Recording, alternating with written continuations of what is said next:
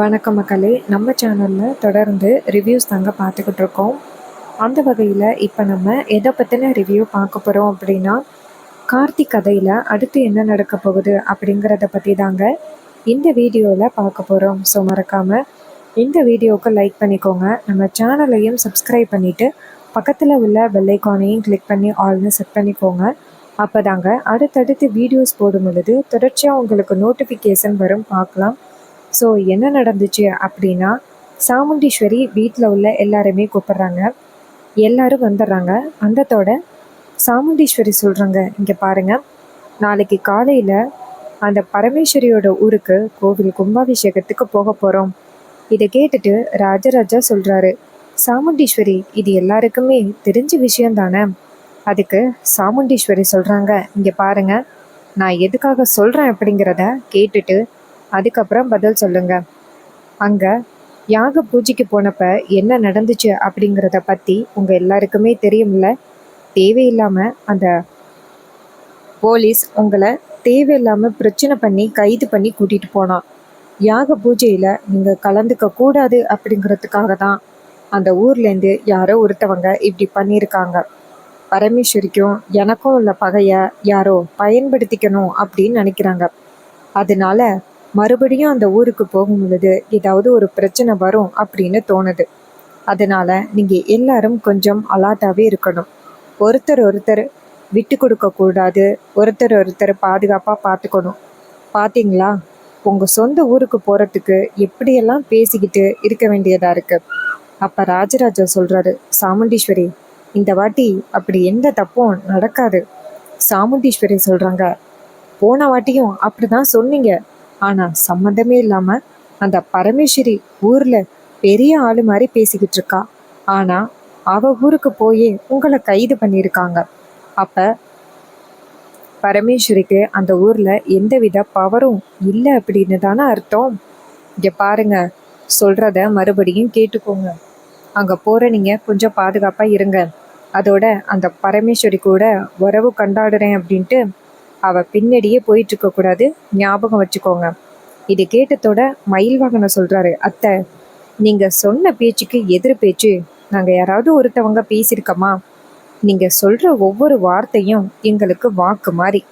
நீங்கள் சொல்கிறத கண்டிப்பாக நான் முடியாதுன்னு சொல்லவே மாட்டோம் அப்படின்னு சொன்னதோட சாமுண்டீஸ்வரியும் சரி அதையும் பார்க்கலாம் அப்படிங்கிறாங்க. ரேவதியும் கார்த்தியும் வராங்க. அப்போ சாமுண்டீஸ்வரி ரேவதியை பார்த்து, ரேவதி நீ தான் பாட்டி பாட்டி அப்படின்னு சொல்லிட்டு பாட்டி பின்னாடியே போயிட்டுருப்ப. எதுக்கோ நீ கொஞ்சம் கேர்ஃபுல்லாக இருந்துக்கோ. ரேவதி சொல்கிறாங்க, சரிம்மா என்னை பற்றி கவலைப்படாதம்மா, பார்த்துக்கிறேன் அப்படின்னு. அப்புறமா சாமுண்டீஸ்வரி கார்த்தியை பார்த்து, ராஜா மாப்பிள்ள நீங்கள் தான் இந்த குடும்பத்தை கொஞ்சம் பார்த்துக்கணும். யாரோ ஒருத்தவங்க பரமேஸ்வரிக்கும் எனக்கும் உள்ள பகையை பயன்படுத்திக்கிறதுக்காக இப்படி பண்ணுறாங்க. இதை கேட்டதோட கார்த்தி சொல்கிறாரு, அத்தை கவலைப்படாதீங்க, நான் பார்த்துக்கிறேன் அப்படின்னு. அப்புறமா மயில் வாகனம் சொல்கிறாரு, அத்தை ஒரு மாப்பிள்ளைக்கு 2 மாப்பிள்ளையாக வீட்டில் இருக்கோம், என்ன பிரச்சனை வருதுன்னு நாங்களும் பார்த்துறோம். இதை கேட்டதோட சாமுண்டீஸ்வரியும் சரி அப்படின்னு சொல்லிட்டு, சரி எல்லாரும் போயிட்டு ரெஸ்ட் எடுங்க, நாளைக்கு காலையிலே கோவிலுக்கு கிளம்பணும் அப்படின்னு சொல்கிறாங்க. சரின்னு எல்லாரும் போயிட்டு தூங்குறாங்க. அப்போ நம்ம ரேவதி கார்த்தியை பார்த்து தேங்க்ஸ் அப்படின்னு சொல்கிறாங்க. அப்போ கார்த்தி கேட்குறாரு, இப்போ எதுக்கு தேங்க்ஸ் சொல்கிற? ரேவதி சொல்கிறாங்க, இல்லை நீ இப்படி அம்மாவை கன்வின்ஸ் பண்ணாமல் இருந்திருந்தா அந்த கும்பாபிஷேகத்துக்கு கிளம்பியிருக்க முடியாதுல்ல, அந்த கோவிலோட கும்பாபிஷேகமும் நடக்காமையே இருந்திருக்கும். கார்த்தி சொல்கிறாரு, இது எல்லாமே உன்னால தானே ரேவதி, நீ அம்மா கிட்ட பிடிவாதம் செஞ்சதுனால தானே அத்தையும் ஒத்துக்கிட்டாங்க. அப்போ ரேவதி சொல்கிறாங்க, இது எல்லாத்துக்கும் ஆரம்ப காரணமே நீ தானே அம்மா கிட்ட கேட்க சொன்ன, கல்யாணத்துக்கு ஒத்துக்கிற மாதிரி இருந்தா அப்பா சொந்த ஊருக்கு போகிறதுக்கு நீங்கள் அனுமதி கொடுக்கணும் அப்படின்னு அம்மா கிட்ட கேட்க வச்சதே நீ தானே. இது கேட்டதோட கார்த்தியும் சரி அப்படின்னு சொல்ல ரேவதி சொல்கிறாங்க, அதுக்கு தான் உனக்கு தேங்க்ஸ் சொன்னேன். இது கேட்டதோட கார்த்தியும் சரி ஓகே நாளைக்கு கோயிலுக்கு போகணும், தூங்கு அப்படின்னு சொன்னதோட ரேவதியும் சரி அப்படின்னு சொல்லிட்டு படுக்கிறாங்க. அப்போ ரேவதி நினைக்கிறாங்க, இவன்கிட்ட நம்ம ஏதாவது பேச ட்ரை பண்ணாலும் இவன் சுத்தமாக பேச மாட்டேங்கிறானே அப்படின்ட்டு ரேவதி கொஞ்சம் டென்ஷன் ஆகுறாங்க. அப்புறம் மறுநாள் காலை நம்ம கார்த்தி நேராக பரமேஸ்வரிக்கு ஃபோன் பண்ணுறாங்க. பரமேஸ்வரி ஃபோன் அட்டன் பண்ணி, சொல்லியா கார்த்தி, எல்லாரும் கோவிலுக்கு வந்துக்கிட்டு இருக்கீங்களா? கார்த்தி சொல்கிறாரு, பாட்டி இன்னும் கொஞ்ச நேரத்தில் நாங்கள் கோயிலுக்கு கிளம்பிடுவோம் பாட்டி. பரமேஸ்வரி சொல்கிறாங்க, ஐயா கார்த்தி, இந்த மாதிரி கோவில் கும்பாபிஷேகம் நடக்கிறதுக்கே நீ தானப்பா காரணம். கார்த்தி சொல்கிறாரு, பாட்டி நான் சொன்ன வாக்கை நிறைவேற்றிட்டேன் அப்படின்னு. அப்போ பாட்டி சொல்கிறாங்க, ஆமாய்யா கார்த்தி, ஆனால் ஒன்றுப்பா, கும்பாபிஷேகத்துக்கு வந்த பிறகு நீ தான் பேரன் அப்படிங்கிற விஷயம் சாமுண்டீஸ்வரிக்கு தெரியக்கூடாது.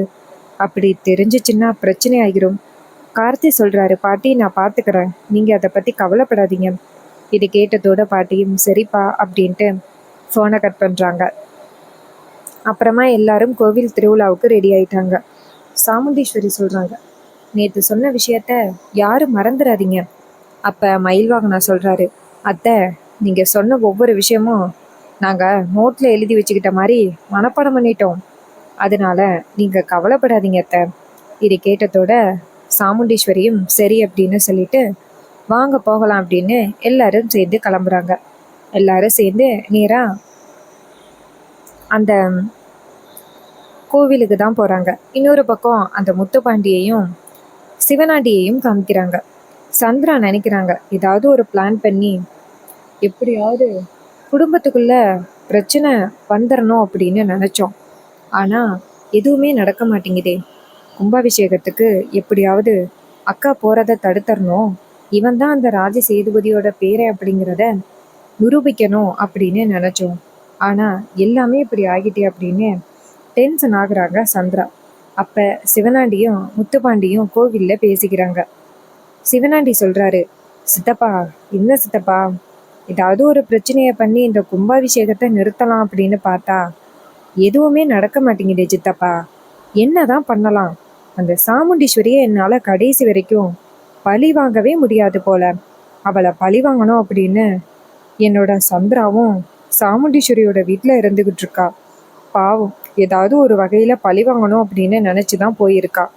ஆனால் நினச்சது எதுவுமே நடக்க மாட்டேங்குதே சித்தப்பா. அதுக்கு சிவனாண்டி சொல்கிறாரு, இங்கே பாருடா மவனே, நான் வந்துட்டேன்ன, இனிமே நீ ஏன் கவலைப்படுற?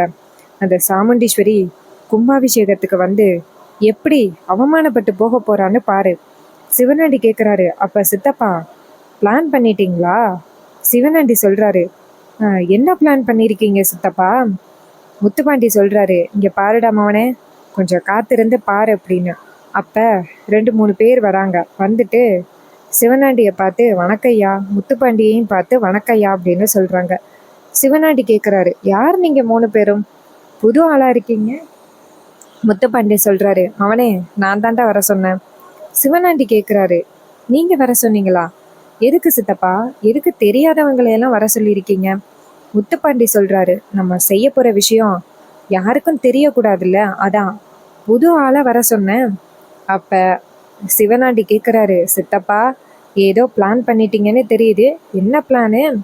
அப்போ முத்துப்பாண்டி சொல்கிறாரு, 30 வருஷத்துக்கு முன்னாடி சாமுண்டீஸ்வரி எதனால இந்த ஊரை விட்டு போனான்னு உனக்கு தெரியும்ல? அப்போ சிவனாண்டி சொல்கிறாரு, அவங்க அம்மா நகையை திருடிட்டாங்க அப்படின்னு அவங்க அம்மா மேலே ராஜ சேதுபதி பழி போட்டாரு. இதனால சாமுண்டீஸ்வரியோட அம்மா சிவகாமி மயக்கம் போட்டு இறந்துட்டா.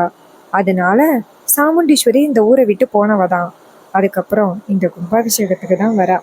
அப்போ முத்துப்பாண்டி சொல்கிறாரு, இப்போ அதே பழிய சாமுண்டீஸ்வரி மேலே போட்டா எப்படி இருக்கும்?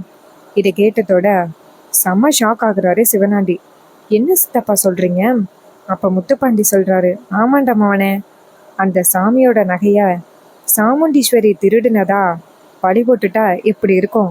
அதான் இந்த 3 பேரையும் வர சொல்லியிருக்கேன். இந்த 3 பேரும் திருடுறதுல கை வந்த கலைஞர்கள். இவங்க 3 பேரையும் அனுப்பி இந்த நகையை திருடி எப்படியாவது சாமுண்டீஸ்வரியோட பையிலையோ இல்லை சாமுண்டீஸ்வரிக்கு சம்பந்தமான ஒரு இடத்துல வச்சுட்டா போதும். அதுக்கப்புறம் நடக்க வேண்டியதை இந்த ஊர் விரும்ப இருக்கான்னு அவன் பார்த்துப்பான். இதை கேட்டதோட சிவனாண்டி சொல்கிறாரு, சித்தப்பா எனக்கு கூட இந்த மாதிரி ஒரு யோசனை வரல. ஆனால் நீங்கள் செம்ம சூப்பரான ஒரு ஐடியாவை யோசனை பண்ணியிருக்கீங்க. 30 வருஷத்துக்கு முன்னாடி எதனால இந்த சாமுண்டீஸ்வரி ஊரை விட்டு போனாலோ இப்போ அதே படி மறுபடியும் அவ மேலே விழப்போகுது. அப்போ முத்துப்பாண்டி சொல்கிறாரு, ஆமாடா மோனே அப்படின்ட்டு 3 பேரையும் பார்த்து, இங்கே பாருங்க, கரெக்டா அந்த நகையை திருடி எப்படியாவது அந்த சாமுண்டீஸ்வரியோட பையில வச்சிருங்க. இதை கேட்டதோட அந்த ரவுடிகளும் நாங்க பாத்துக்கிறோம் சார் அப்படின்னு சொல்லிட்டு நேரா யாருக்கும் தெரியாம அந்த கோவிலோட முக்கியமான பொருள் இருக்கிற இடத்துக்கு போறாங்க. அங்க போயிட்டு யாருக்கும் தெரியாம நகையை எடுக்கிறாங்க. எடுத்துட்டு வெளியில வராங்க. அப்ப எப்படி வந்துட்டு அந்த பையில வைக்கிறது அப்படின்னு திருடங்களுக்கு ஒரே குழப்பமா இருக்கு. அப்ப அந்த திருடங்க நேரா சிவனாண்டியை வந்து பாக்குறாங்க. சிவனாண்டி கேக்குறாரு, நகையை திருடிட்டீங்களா? அந்த திருடங்க சொல்றாங்க, சார் நகையெல்லாம் திருடிட்டோம் சார். ஆனா இந்த நகைய எப்படி அந்த மேடத்தோட பையில வைக்கிறதுன்னு தெரியல. எப்ப பார்த்தாலும் அந்த மேடத்தை சுத்தி 4 பேர் இருந்துகிட்டே இருக்காங்க அப்படின்னு.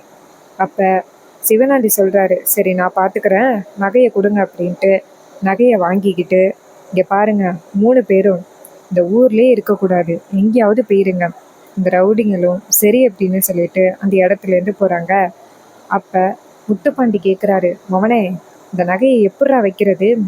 அப்ப சிவனாண்டி சொல்றாரு, அதுக்குதான் என் தங்கம் சந்திரா இருக்கால்ல, அவளை வச்சு வச்சிடலாம் அப்படின்ட்டு சந்திராவுக்கு நேரா ஃபோன் பண்றாங்க. சந்திரா ஃபோன் அட்டன் பண்ணி, என்னங்க இந்த கும்பாபிஷேகம் நடக்கக்கூடாது, ராஜ சேதுபதியோட பெயரன் இவன் தான் அப்படின்னு நிரூபிக்கணும்னு நம்ம என்னென்னமோ பிளான் பண்ணோம். ஆனா எந்த பிளானுமே நடக்கலையே, இப்ப என்னங்க பண்றது? அதுக்கு சிவனாண்டி சொல்றாரு, சந்திரா செம சூப்பரான பிளான் ஒன்று என்கிட்ட சிக்கியிருக்கு, நீ வாயேன் கோயிலுக்கு பின்னாடி. இது கேட்டதோட சிவனாண்டி சொன்னதை கேட்டுட்டு சந்திராவும் சரிங்க அப்படின்னு சொல்லிட்டு நேரா சிவனாண்டி கூப்பிட்ட இடத்துக்கு வராங்க. அங்க வந்துட்டு நேரா சிவனாண்டியை பார்த்து, என்னங்க இப்ப எதுக்கு கூப்பிட்டீங்க? ம், சீக்கிரம் சொல்லுங்க, நான் அந்த சாமுண்டீஸ்வரியோட கண்ணில் சிக்கிறதுக்குள்ள நான் போகணும். அப்ப சிவனாண்டி நகையை கொடுக்குறாரு. நகையை பார்த்ததோட சந்திராவுக்கு ரொம்ப அதிர்ச்சி. ஐயோ, என்னங்க இது சாமி நகையாச்சே, இது எப்படி இங்க வந்துச்சு? அதுக்கு சிவனாண்டி சொல்றாரு, இந்த நகையை கொண்டு போய் சாமுண்டீஸ்வரியோட பையில எப்படியாவது வச்சிரு, அதுக்கப்புறம் நடக்க வேண்டியதை நாங்க பாத்துக்கிறோம். அப்ப சந்திரா சொல்றாங்க, சரிங்க அப்படின்னு சொல்லிட்டு அந்த நகையை வாங்கிக்கிட்டு யாருக்கும் தெரியாம போறாங்க. அப்ப முத்துப்பாண்டி சொல்றாரு, சரி நடக்க வேண்டியது நடந்துருச்சு, இதுக்கப்புறம் சுலபமா நம்ம வேலையை பார்க்கலாம் அப்படின்னு சொல்றாங்க. இது கேட்டதோட நம்ம சந்திராவும் சரி அப்படின்னு சொல்றாங்க. இன்னொரு பக்கம் சந்திரா வந்துட்டு நகையை கொண்டுட்டு போறாங்க யாருக்கும் தெரியாம. அப்ப நம்ம சாமுண்டீஸ்வரி முக்கியமான வேலையா வெளியில போனதோட சந்திரா சாமுண்டீஸ்வரியோட பையில அடியில இந்த நகையை வச்சிடுறாங்க. வச்சுட்டு மேல சாமுண்டீஸ்வரியோட பொருளை எல்லாம் எடுத்து வச்சுட்டு எதுவுமே தெரியாத மாதிரி சந்திரா நார்மலா வந்துடுறாங்க. இன்னொரு பக்கம் எல்லாரும் ஒரு இடத்துல வந்து கேதர் ஆகுறாங்க. பஞ்சாயத்து தலைவர்கள் பரமேஸ்வரி எல்லாரும் வராங்க. அப்ப பஞ்சாயத்து தலைவர்கள் சொல்றாங்க, அம்மா இனிமே நகையை எடுத்து சாமிக்கு சாத்த வேண்டியதுதான், நகையை எடுத்துட்டு வரலாமா? பரமேஸ்வரியும் சரி அப்படின்னு சொல்லிட்டு சாவியை கொடுக்குறாங்க. சாவியை வாங்கினதோட அவங்க வந்துட்டு போயிட்டு அந்த பொட்டியை திறக்கிறாங்க. திறக்கிறதுக்கு முன்னாடியே அந்த பொட்டி உடஞ்சிருக்கிறத கவனிக்கிறாங்க. பார்த்ததோட அவங்களுக்கு ரொம்ப அதிர்ச்சி. ஐயோ, பொட்டி உடஞ்சிருக்கு அப்படின்னு சத்தம் போடுறாங்க. அப்ப அந்த இடத்துக்கு எல்லாரும் ஓடுறாங்க. நம்ம சாமுண்டீஸ்வரி எல்லாரும் போறாங்க. அங்க போனதோட அங்க உள்ள சாமி நகையை காணும். அப்ப அவங்க சொல்றாங்க, ஐயோ கும்பாபிஷேகம் நடக்க போற நேரத்துல சாமி நகையை காணுமே அப்படின்னு சொல்றாங்க. இது கேட்டதோட பரமேஸ்வரிக்கு பேரதிர்ச்சியா இருக்கு. அப்ப விருமன் சொல்றாரு, சாமி நகையை காணுமா, இது சாதாரண விஷயம் இல்லையே. அப்ப அந்த நகை எங்க போயிருக்கும்? 30 வருஷத்துக்கு முன்னாடி இதே மாதிரிதான் சாமி நகை காணாம போச்சு. இந்த சாமுண்டீஸ்வரியோட அம்மா தான் நகையை திருடனா, இப்ப மறுபடியும் இந்த நகை காணாம போயிட்டா அப்படின்னு. இது கேட்டதோட பரமேஸ்வரி விருமனை பார்த்து, விருமா தேவையில்லாத வார்த்தையை பேசாத. அப்ப பஞ்சாயத்து தலைவர்கள் சொல்றாங்க, அம்மா என்னம்மா இது, கும்பாபிஷேகம் நடக்க போற நேரத்துல அம்மனோட நகையெல்லாம் காணாம போயிட்டு அப்படின்னு.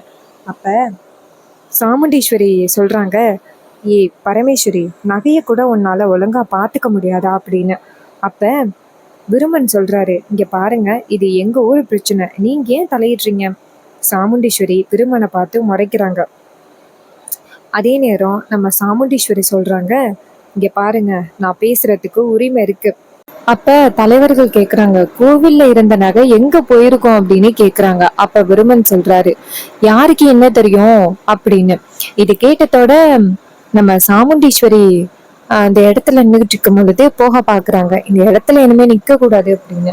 அப்பதான் விருமன் சொல்றாரு, தேவையில்லாதவங்க சில பேர் கோவிலுக்கு வந்தாங்கல்ல, அவங்க கூட எடுத்திருக்கிறதுக்கு வாய்ப்பு இருக்கு. 30 வருஷத்துக்கு முன்னாடி ஒருத்தவங்களோட அம்மா நகையை எடுத்தாங்க, அதே மாதிரி அவன் பரம்பரை புத்திய காமிச்சிட்டாங்களோ என்னமோ அப்படின்னு. இதை கேட்டதோட சாமுண்டீஸ்வரி செம்ம கோவப்பட்டு, யாரை பார்த்து என்ன கேக்குற, அன்னைக்கு எங்க அம்மா நகையை திருடனாங்க அப்படிங்கிறதுக்கு எந்தவித ஆதாரமும் இல்ல. ஆனா இன்னும் எங்க அம்மா மேல பழி போட்டுக்கிட்டு இருக்கீங்களா, வார்த்தைய அளந்து பேசுங்க அப்படின்னு சொல்லிட்டு செம்ம கோவப்படுறாங்க. அதுக்கு நம்ம சாமுண்டீஸ்வரி இருக்காங்கல்ல, நேரா அந்த விருமனை பார்த்து மரியாதையா பேசு அப்படின்னு சொல்ல விருமன் கேக்குறாரு, இங்க பாருங்க, நீங்க தான் நகையை எடுக்கலையே, அப்புறம் ஏன் வந்துட்டு நான் பேசுனதுக்கு ரோசப்படுறீங்க? சாமுண்டீஸ்வரி சொல்றாங்க, கண்டபடி பேசாத வருமா. அப்ப விருமன் சொல்றாரு, நீங்க நகையை எடுக்கலைன்னா நீங்க வச்சிருக்கிற பைய காமிங்க. சாமுண்டீஸ்வரி அவங்களோட பைய எடுத்துட்டு வந்து வீசி இதை பாத்துக்கோ அப்படின்னு சொன்னதோட அத்தனை பேருக்கு முன்னாடி அந்த பைய திறந்து பாக்குறாங்க. பார்த்தா அந்த பையில நகை இருக்கு, சாமி நகை. அதை பார்த்ததோட எல்லாருமே ரொம்ப அதிர்ச்சி ஆகுறாங்க. பரமேஸ்வரிக்கும் பேரதிர்ச்சி ஆகுறாரு. விருமன் சொல்றாரு, அதான் கையும் களவுமா சிக்கிட்டாங்களே, 30 வருஷத்துக்கு முன்னாடி அவங்க அம்மா எப்படி நகையை திருடுனாங்களோ அதே மாதிரி பரம்பரை புத்தி இன்னும் சாமுண்டீஸ்வரியே விடல. சாமுண்டீஸ்வரி தான் நகையை திருடி இருக்கா, போலீஸ கூப்பிடுங்க அப்படின்னு சொல்லிட்டு போலீஸ கூப்பிட்டு சாமுண்டீஸ்வரிய கைது பண்றாங்க. சாமுண்டீஸ்வரிக்கு என்ன பண்றதுன்னே தெரியல. அப்ப பரமேஸ்வரி சொல்றாங்க, கண்டிப்பா இதுக்கு பின்னாடி வேற ஏதோ ஒரு காரணம் இருக்கு ஐயா அப்படின்னு போலீஸ கெஞ்சுறாங்க. ஆனா போலீஸ் கொஞ்சம் கூட கேட்கவே இல்லை. இவங்க கையும் களவுமா சிக்கிட்டாங்க, இவங்களோட பையில இருந்து தானே நகை எடுத்தோம், அதனால இவங்க தான் வந்துட்டு திருடி இருப்பாங்க அப்படின்னு சொல்லி சாமுண்டீஸ்வரி மேல பழி போடுறாங்க. இதை கேட்டுட்டு சாமுண்டீஸ்வரிக்கு வருத்தமா இருக்கு. பரமேஸ்வரி கெஞ்சுறாங்க, என் மருமகளை விட்டுருங்க, இத்தனை வருஷம் கழிச்சு இப்பதான் என் மருமக இங்க வந்திருக்கா, அந்த நகைக்கான பணத்தை கூட நான் தந்துடுறேன், என் மருமகளை விட்டுருங்க அப்படின்னு கெஞ்சுறாங்க. ஆனா விருமன் சொல்றாரு, அது சரி, சாமி நகையும் உங்க பணமும் ஒன்னாகிருமா, உங்க பணம் எங்களுக்கு எதுக்கு, சாமி நகை தான் எங்களுக்கு முக்கியம், சாமி நகையை திருடி கையுங்களுமா பிடிச்சிட்டோம், இப்ப போய் உங்க மருமகளை காப்பாத்தணும்னு சொல்றோம். இங்க பாருங்க, என்னதான் இருந்தாலும் உங்க மருமக திருடிதான் பரம்பரை பத்தியே காமிச்சிட்டாங்க அப்படின்னு சாமுண்டீஸ்வரி மேல ரொம்ப மோசமா பேசுறாங்க.